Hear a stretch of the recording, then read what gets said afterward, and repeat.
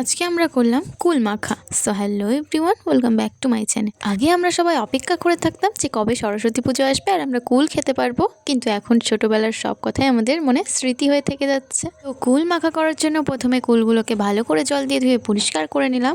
তারপরে শিলপাটায় কুলগুলোকে ভালো করে ছেঁচে নিলাম। এখানে আমার সব কুল ছেঁচা হয়ে গেছে। এবার কুলগুলোকে একটা বাটির মধ্যে নিয়ে নেব। তারপর শিলপাটায় সর্ষে বেটে নেব, ভালো করে মিহি করে সর্ষে বেটে নিয়ে সর্ষেটাও কুলের মধ্যে নিয়ে নেব। তারপরে 4টে কাঁচা লঙ্কাও ছেঁচে নেব। যে যেমন ঝাল খাবে সেই পরিমাণ অনুযায়ী ঝাল দিতে হবে। তো আমি এখানে 4টে কাঁচা লঙ্কা দিয়েছি। আমার কাঁচা লঙ্কা ছেঁচাও হয়ে গেছে।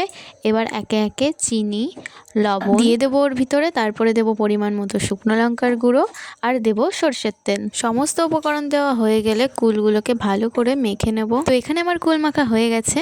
তো ভিডিওটা ভালো লাগলে অবশ্যই একটা লাইক করে দিও, আর চ্যানেলে নতুন হয়ে থাকলে চ্যানেলটিকে সাবস্ক্রাইব করে দিও। আজকের মতো টাটা।